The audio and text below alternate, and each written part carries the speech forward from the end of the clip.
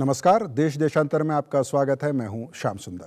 2008 के मुंबई हमले के बाद एक बार फिर भारत पाकिस्तान रिश्ते संकट में नजर आ रहे हैं। प्रधानमंत्री मनमोहन सिंह ने कल एक बयान में कहा था कि हाल ही में नियंत्रण रेखा पर हुई जघन्य घटना के बाद भारत और पाकिस्तान के संबंध सामान्य नहीं रह सकते। इस बयान का असर भी कई मायने में दिखाई देने लगा है। पाकिस्तान के बुजुर्ग नागरिकों को सीमा पर पहुंचने पर वीज़ा देने की सुविधा फिलहाल टाल दी गई है। भारत में हॉकी खेलने आए कई पाकिस्तानी खिलाड़ियों को वापस जाने के लिए कह दिया गया है। भारत का कहना है कि पाकिस्तान को मामले की गंभीरता को समझते हुए दोषियों को सजा दिलानी चाहिए। कुल मिलाकर भारत पाकिस्तान रिश्तों को बेहतर बनाने की बरसों की कोशिशों को बार बार झटका लगता रहता है और एक बार फिर ये सवाल उठाया जा रहा है कि भारत को पाकिस्तान के प्रति अपनी नीति पर पुनर्विचार करना चाहिए। क्या ये मांग सही है या फिर दो देशों के राजनयिक संबंधों को भावनात्मक नजरिए से देखा जा रहा है? देश देशांतर में आज यही है चर्चा का विषय और मेरे खास मेहमान हैं विनोद शर्मा, पॉलिटिकल एडिटर हैं हिंदुस्तान टाइम्स के, शशांक पूर्व विदेश सचिव हैं और मणिशंकर अय्यर राज्यसभा सांसद हैं और पूर्व राजनयिक हैं। मणिशंकर जी, आप ही से चर्चा की शुरुआत करना चाहेंगे। एक जघन्य घटना हुई नियंत्रण रेखा पर, हर तरफ उसकी निंदा हो रही है, लेकिन जिस तरह से पूरा माहौल बना है इस घटना को लेकर देश में और जिस तरह से एक तरह से फिर भारत और पाकिस्तान की बातचीत खतरे में नजर आ रही है, कैसे देखते हैं पूरे घटना को और जिस तरह से सरकार ने रिएक्ट किया है इस पूरे मामले को? इस प्रकार की व्याख्याएं होते ही रहेंगी जब तक कि भारत और पाकिस्तान के रिश्ते सामान्य न बन जाएं। तो कुछ आश्चर्यपूर्वक चीज़ नहीं है कि ऐसे घटनाएं घटती रहती हैं और यही है कारण कि हमें अपने मंजिल पर पहुंचना है, जो भी हमें उसको एक तरफ करने का प्रयास करे। और इसलिए मैं बहुत अरसों से कह रहा हूं कि जो हमारी आपसी मुज़ाकरात है, जो वार्तालाप है, उसको जारी रखना चाहिए जब तक कि हम मंजिल तक न पहुंचे। और कि ऐसे व्याख्याओं के कारण हमने अपनी बातचीत रोक दी तो तब ऐसा ही बनता है जैसा कि बच्चों का खेल है स्नेक्स एंड लैडर्स, कि हम सीढ़ी से ऊपर चढ़ते हैं और फिर सांप हमें खा जाता है और वापस जीरो पर पहुंचते हैं। तो ऐसा ही होते रहा है पिछले 20 साल से और ऐसा ही होता रहेगा आने वाले 20 साल तक। इसलिए बहुत ही ज़रूरी है कि हम तय कर लें कि मुज़ाकरात जो है वो जारी रहेगा जी। और तब जाकर हम ऐसे परिस्थिति पर पहुंचेंगे जबकि इस प्रकार के व्याख्याएं घटेंगी नहीं। जी, इस तरह की घटनाएं नहीं होंगी और आप अभी भी इस हक में हैं कि भारत और पाकिस्तान के बीच संबंध बेहतर बनाने की कोशिशें जारी रहनी चाहिए, बातचीत चलती रहनी चाहिए। हम लौटेंगे आपके पास विनोद शर्मा जी। मणिशंकर जी कहते हैं कि इस तरह की घटनाएं होती रहेंगी क्योंकि अभी संबंध सामान्य नहीं है, सामान्य बनाने की कोशिशें हो रही हैं। सहमत हैं आप इस बात से? ठीक बात कह रहे हैं, क्योंकि ये रास्ता बहुत कठिन है और मजबूत आदमी ही इस रास्ते पे आगे बढ़ता रहेगा या कोशिश करता रहेगा कि आगे बढ़े। आजकल जंग का ऐलान करना ज़्यादा आसान है और अमन की बात करना हमारे देश में बहुत मुश्किल है। माज़रत चाहता हूँ आपसे कि एक सेक्शन ऑफ द मीडिया है जो बैठकर अपने कमरों में इस देश की फॉरेन पॉलिसी डिसाइड करना चाहता है और इसके चलते मैं कभी कभी सोचता हूँ कि बहुत अच्छा है कि मैं कोई फॉरेन सर्विस का ऑफिसर नहीं हूँ, क्योंकि जो फॉरेन पॉलिसी है वो हमारे डोमेस्टिक डायलॉग की इतनी इंटेग्रल पार्ट बन गई है, ख़ासकर इंडो पाक रिलेशंस और चाइना इंडिया रिलेशंस, कि इन दोनों मुल्कों के साथ हमको अपने ताल्लुकात दुरुस्त करने के लिए मुझे लगता है कि हर बार जब हम कोई नया स्टेप उठाएं तो एक वोट लेना पड़ेगा इस देश में। ये बड़ी बदकिस्मती की बात है। 8 तारीख को मैं लाहौर में था और 7 से लेकर और 11 तारीख तक मैं लाहौर में था और वहाँ पर जो ये LOC का प्रकरण है उसके बारे में कोई भी बड़ी चर्चा नहीं थी, ना अखबारों में और ना कुछ कॉन्फ्रेंस में जहाँ पर बड़े बड़े लोग आए थे हम लोगों से बात करने के लिए। मिसाल के तौर पे उनके प्रधानमंत्री और उनके पंजाब के मुख्यमंत्री और नवाज शरीफ, उनकी स्पीचेस में एक बार भी LOC के प्रकरण का कोई जिक्र नहीं था और हमारी तरफ एक तरह से आग लगी हुई थी। ये बात सच है कि जिस तरह से ग्रूसम इम्पैक्ट के लिए एक हमारे जवान का गर्दन काट के वो ले गए, उसके उसके उसके प्रति भावावेश हो जाता है आदमी और क्रोध आता है। लेकिन पॉलिसी क्रोध की स्थिति में नहीं बनती है जी, पॉलिसी संयम से बनती है। और ये हमारे प्रधानमंत्री ने जो बयान दिया है, मैं समझता हूँ इसका औचित्य क्या है कि हमारे प्रधानमंत्री एक वाहद एक बड़े नेता हैं इस देश में जो पाकिस्तान से अच्छे ताल्लुकात जानते हैं। इस पे उनकी पोजीशन कंसिस्टेंट रही है।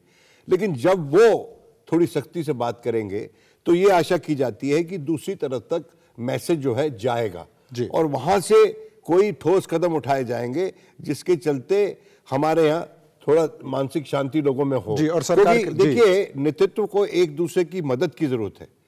पाकिस्तान के नेतृत्व को हमारी मदद की जरूरत है, हमारे नेतृत्व को उनकी मदद की जरूरत है। अगर इस बातचीत को जारी रखना, अगर हमको एक दूसरे की कठिनाइयों का एहसास होना चाहिए और उसके अनुसार हम दोनों को एक दूसरे के साथ डील करना चाहिए। शशांक जी, बहुत साफ गोई से विनोद शर्मा जी ने बताया कि किस तरह का एक भावनात्मक माहौल बनाने की कोशिश की जा रही है और विदेश नीति को लेकर जिस पर एक आमतौर पर आम सहमति मानी जाती थी, इस तरह के मामलों पर बार बार उस पर सवाल उठ रहे हैं, बार बार उस पर चर्चा की मांग की जाती है।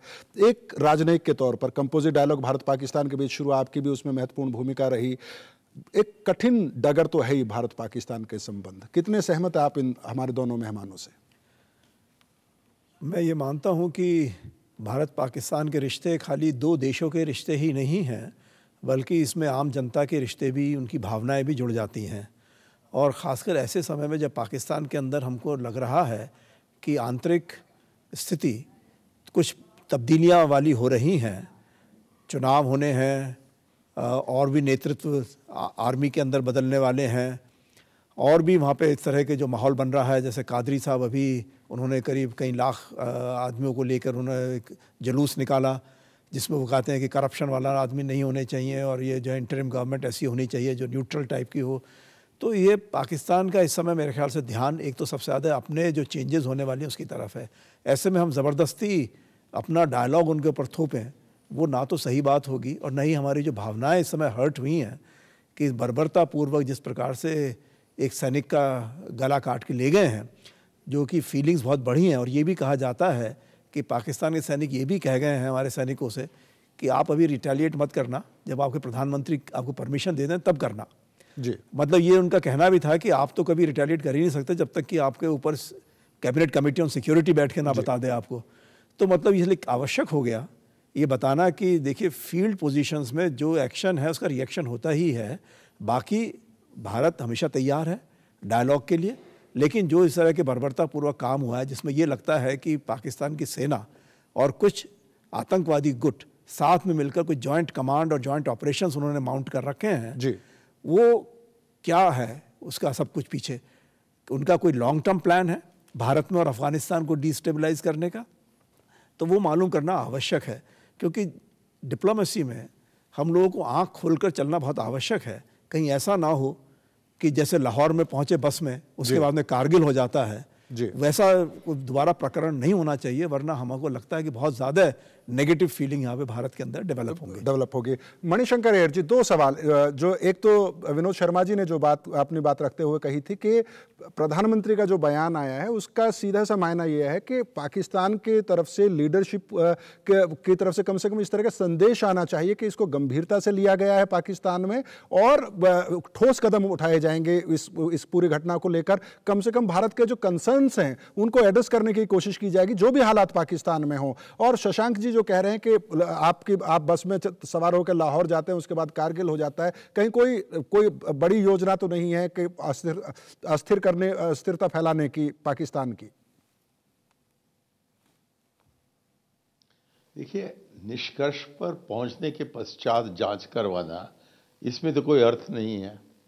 हम कह रहे हैं कि हमने तय कर लिया है कि हुआ क्या वहां और हम इल्ज़ाम लगा रहे हैं और हम चाहते हैं कि मुजरिम बनकर वो खड़खड़े में खड़े हो जाएं और कान पकड़कर कहीं माफ़ कीजिए हमने गलती की।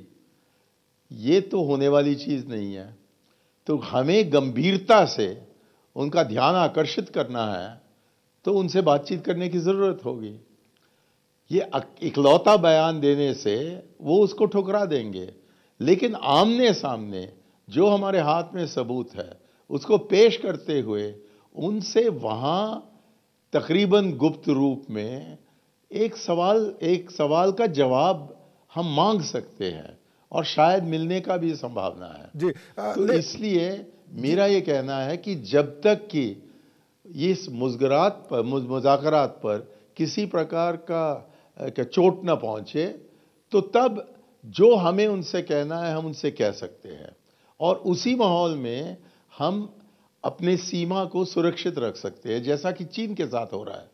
आखिर चीन ने न केवल हम पर हमला किया और जीत कर निकले, लेकिन आज तक वो कह रहे हैं कि सारा अरुणाचल प्रदेश उनका है और कि जो उनके कब्जे में है लद्दाख में वो तो उनका हमेशा रहेगा। और तब भी हमने उनके साथ तय किया है कि हम बातचीत करेंगे और हालांकि 15-20 साल से इसी सीमा के बारे में चर्चा चल रही है, वो चर्चा जारी है जी। और ये नहीं है कि वहाँ कोई वायोलेशंस नहीं होते हैं, हो रहे हैं। और हमारे सीमा बल के जो नेतागण हैं उन्होंने बताया है कि इतने सैकड़ों वायोलेशंस हुए हैं, तब भी बातचीत करते हैं। तो वैसा ही हमें पाकिस्तान के साथ भी मुज़ाकरात जारी रखना है और बाकी जो हमें उन्हें कहना है वो कहना चाहिए। जहां तक कि ये जो अभी शशांक भाई ने बताया, जरा मुझे फिर याद दिलवाइए कि जी उनका कहना था कि जैसे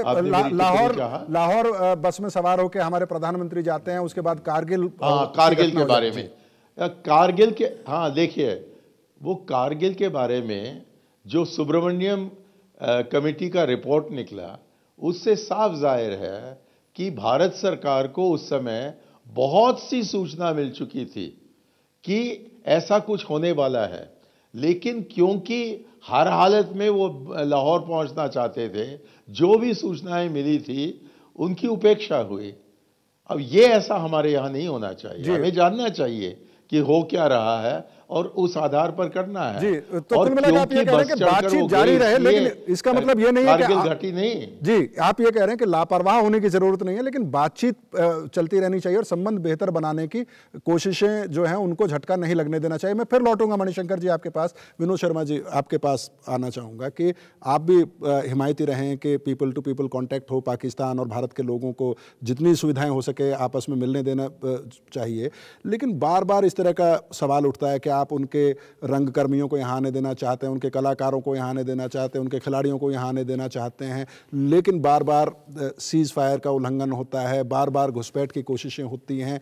कहीं ना कहीं ये जो एक जनभावनाएं उकसाने की कोशिश कह लें या बनती हैं ये कह लीजिए, उसकी एक वजह भी तो है ना। देखिए मैं आपको एक बात बताऊं सच, ये रंगकर्मियों की जो आप बात करते हैं, ये जो मौसीकी गाते हैं उनकी आप बात करते हैं, जो क्रिकेटर्स हैं जी, ये कोई पाकिस्तान के थोड़ी अकेले, ये तो पूरे बर्रे सगीर के हैं। क्या लता मंगेशकर सिर्फ पाकिस्तान हिंदुस्तान की है? लता मंगेशकर के गाने वहाँ की टैक्सियों में ज़्यादा बजते हैं जी। जगजीत सिंह जो चाहते थे कि वहाँ के लोग इधर ना आए गाने के लिए, वो इतने पॉपुलर हैं। और मैंने उनसे एक बार कहा था कि जगजीत सिंह जी, मैं बहुत हैरान हूँ कि आप ये समझते हैं कि आपकी आवाज़ को वहाँ तक पहुँचने के लिए वीज़ा की ज़रूरत है। जी, अरे इन आवाज़ों को तो किसी चीज़ की ज़रूरत नहीं है। इन खिलाड़ियों की प्रतिभा को बॉर्डर क्रॉस करने के लिए किसी वीज़ा की ज़रूरत नहीं है, क्योंकि आप एक इंफॉर्मेशन बूम के ज़माने में रहते हैं और आपके पास मूविंग पिक्चर्स आसानी से मिलती है। मेरे कमरे में पाकिस्तान टेलीविज़न, हर तरह का टेलीविज़न आता है, वहाँ पर मैं देखता हूँ। हाँ, और आप भी देख सकते हैं, इंटरनेट पे आप चले जाइए। तो हम किस ज़माने में रह रहे हैं? तो कुल मिलाकर देखिए मैं ये समझ रहा हूँ कि बदले हुए माहौल के हिसाब से जो बहुत ही एफ्यूसिव डिप्लोमेसी है, आप उसको मत करें। लेकिन जैसे मणिशंकर जी कह रहे हैं, बेसिक डिप्लोमेसी तो आपको करते रहना चाहिए, क्योंकि बेसिक डिप्लोमेसी आप नहीं करेंगे तो ये मणिशंकर जी अय्यर जी ने एक बार कहा था और मुझे याद है कि अगर आप डायलॉग करते हैं तो हो सकता है कि आपका डायलॉग सफल ना हो, लेकिन आप डायलॉग नहीं करेंगे तो ये निश्चित है कि आप सफल नहीं होंगे जी। तो इसलिए कुछ रे ऑफ होप रखने के लिए तो बातचीत होती रहनी चाहिए जी। बिल्कुल। और आजकल के जमाने में ये जो लड़ाई की बात करते हैं, ये क्लॉट्ज़विट्ज़ियन वॉर्स का जमाना चला गया जी। आप कोई मुल्क एक दूसरे की सेना को एक दूसरे से भिड़ाने से पहले 1000 बार सोचेगा। जी विनोद शर्मा जी, इस चर्चा को और आगे बढ़ाएंगे और दूसरे पहलुओं पर भी चर्चा करेंगे, लेकिन फिलहाल वक्त एक बहुत छोटे से ब्रेक का।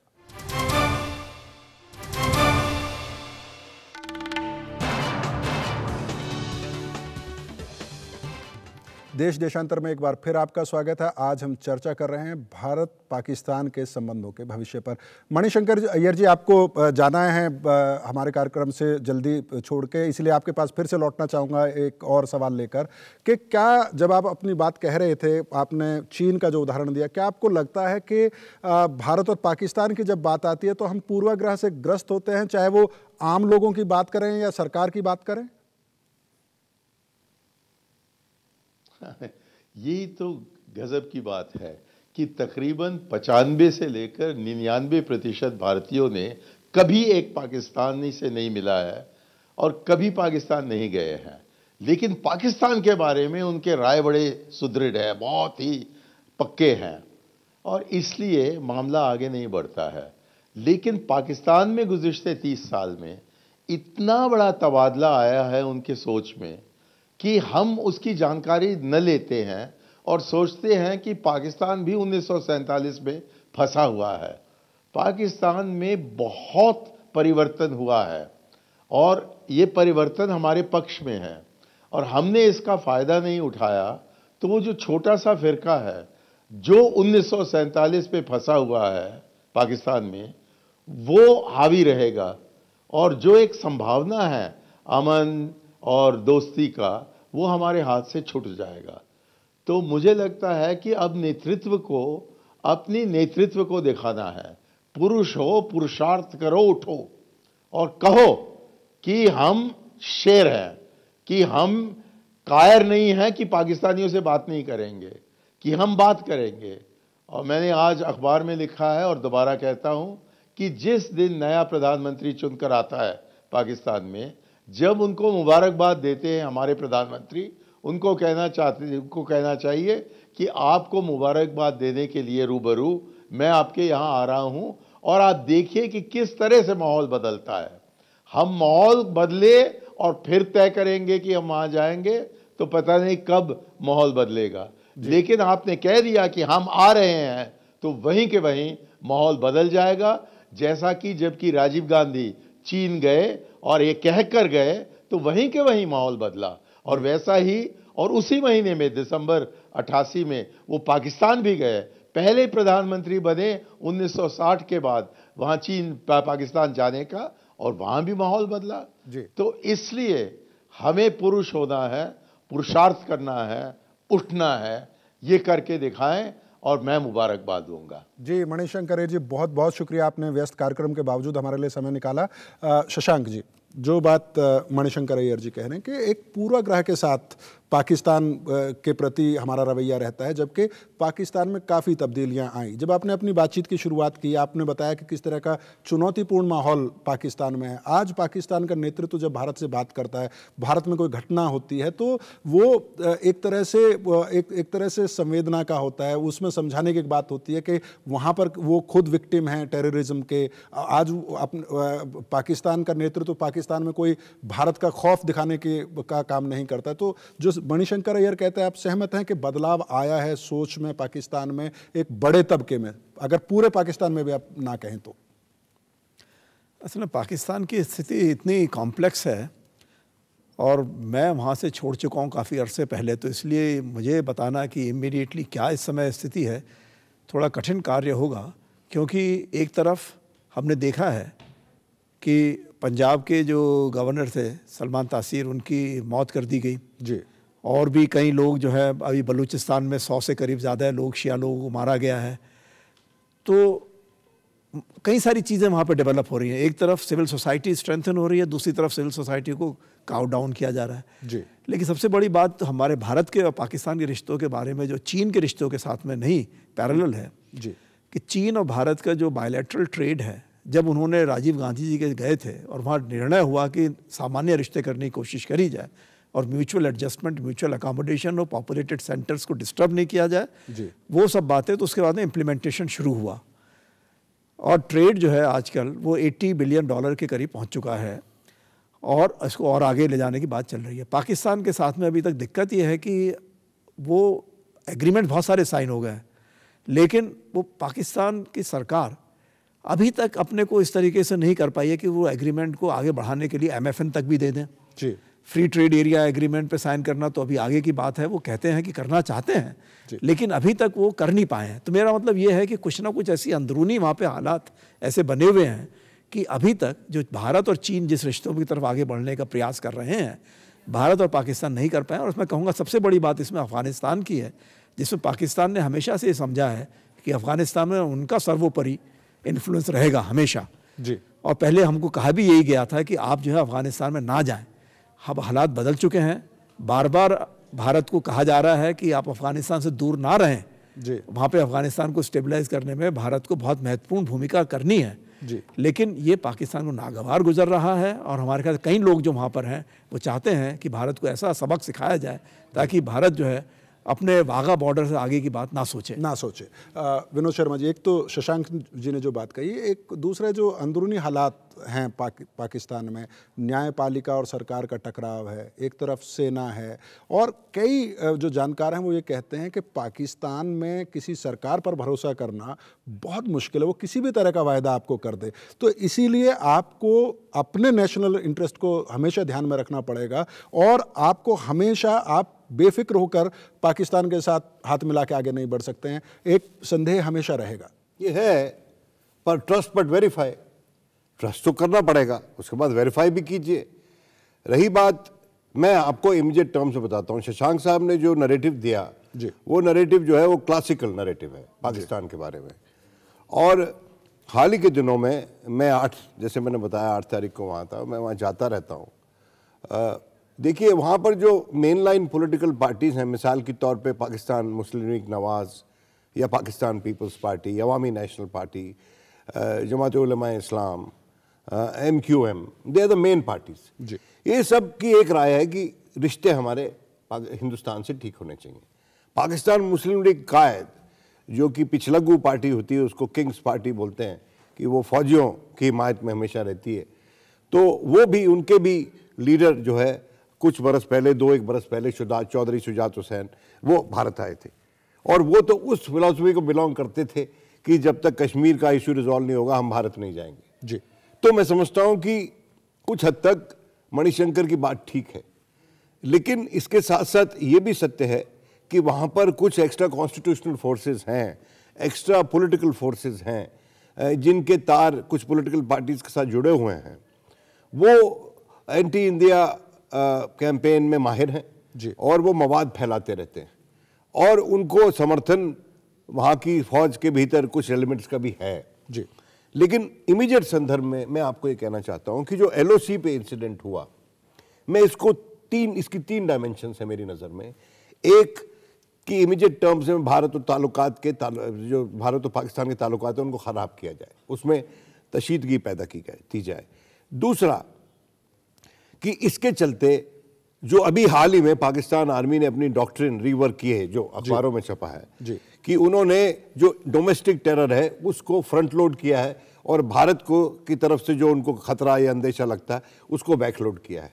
और उसके चलते ये अंदेशा था, ये अटकलें लगती थी कि बहुत सी फौजें जो हमारे ईस्टर्न बॉर्डर पे उनके साथ लगी हुई हैं, उनके ईस्टर्न बॉर्डर पे लगी हुई हैं, उसको वेस्टर्न बॉर्डर पे ले जाएंगे। तो जिन लोगों ने ये काम किया है, और मैं समझता हूँ कि इसमें ज़रूर जो कुछ मिलिटेंट ग्रुप्स हैं और उनके कुछ रोग एलिमेंट्स पाकिस्तान आर्मी में, उन्होंने मिलकर ये काम किया, ये एक मिनीएचर कारगिल समझ लीजिए इसको जी। तो इसके चलते जो मूवमेंट थी उन ट्रूप्स की वो वेस्टर्न बॉर्डर्स पे नहीं होगी। तो इसलिए वो जो थ्रेट जिसको आज के दिन आर्मी की जो कन्वेंशनल लीडरशिप है उसको प्राइम थ्रेट मानती है, उसको मजबूती से सामना पाकिस्तान नहीं कर सकेगा, और इसके चलते उसके अंदरूनी हालात जो हैं वो और ख़राब होंगे। तो इसका तीसरा डायमेंशन फिर ये बनता है कि उनके इलेक्शन प्रोसेस पे इसका असर पड़ेगा जी। तो ये जो 3 चीज़ें हैं, इसके साथ अब आप चौथा जोड़ लीजिए जिसका नाम है तहीरुल कादरी जी। ये तहीरुल कादरी जो है ये 2002 में MNA हुआ करते थे पाकिस्तान में जी। और 2004 में रुखसत हो गए और फिर ये कैनेडियन सिटीजन हो गए और अब भी वापस तशरीफ़ लाए हैं। और ये कहते हैं, इन्होंने कल ऐलान किया जब राजा परवेज़ अशरफ के खिलाफ एक वो जजमेंट सुप्रीम कोर्ट का आया कि 2 ही इंस्टीट्यूशन बचे हैं पाकिस्तान में, फौज और जुडिशरी, और इन दोनों को कंसल्ट करके ही इंटरिम गवर्नमेंट बननी चाहिए। अब इसके पीछे क्या राज है कि PML और PPP जो कि आर्मी की इंटरवेंशन ना हो इस पे एक है, जितनी भी जो एस्टेब्लिश पॉलिटिकल पार्टीज हैं। तो जो इंटरिम गवर्नमेंट है उस पे इनकी एक राय थी कि इसको बना देंगे, और कॉन्स्टिट्यूशनली भी यही प्रोविजन है और किसी का इसमें दखलंदाजी नहीं हो सकती। लेकिन आर्मी ये चाहती है कि इंटरिम गवर्नमेंट ऐसी बने जिसके चलते जो एक नई लीडरशिप, एक इलेक्शन रिफॉर्म्स की भी बात करते हैं कादरी साहब, और रिफॉर्म्स का तात्पर्य है कि जो इस्टेब्लिश लीडरशिप है उसको कमजोर कर दिया जाए। तो पाकिस्तान में एक साजिश चल रही है कि जो इस्टेब्लिश पॉलिटिकल पार्टीज हैं उनकी कॉस्ट पे एक नया crop of political leadership create किया जाए जो कि आर्मी से फ्रेंडली हो। अब इस सब के चलते भारत को अपनी जो फ्यूचर स्ट्रेटजी है उसमें ये एलिमेंट्स फैक्टर इन करने पड़ेंगे। और कार्यक्रम का समय खत्म हो रहा है। विनोद शर्मा जी माफ कीजिएगा, मुझे आपको रोकना पड़ेगा। जाहिर है कि अगर पाकिस्तान में एक मजबूत लोकतंत्र बनता है, जो एक प्रोसेस नजर आ रहा है, तो वो भारत के हित में ही होगा। आपका विनोद शर्मा जी और शशांक जी, आपका बहुत बहुत शुक्रिया देश देशांतर में हिस्सा लेने के लिए। तो कुल मिलाकर हमारे मेहमान ये मानते हैं कि जो कुछ भी है वो जघन्य था, पाकिस्तान को उस पर निश्चित तौर पर कार्रवाई करनी चाहिए, भारत को ठोस कार्रवाई का आश्वासन मिलना चाहिए, लेकिन उनकी ये भी सलाह है कि भारत सरकार हो या भारत के आम लोग हों, उनको ठंडे दिमाग से दोनों देशों के रिश्तों को देखना चाहिए। दोनों देशों के बीच अमन न सिर्फ भारत के लिए बल्कि इस पूरे इलाके के लिए फायदे का सौदा होगा। देश देशांतर में आज इतना ही। कल इसी समय आपसे फिर मुलाकात होगी, तब तक के लिए मुझे अनुमति दीजिए। नमस्कार।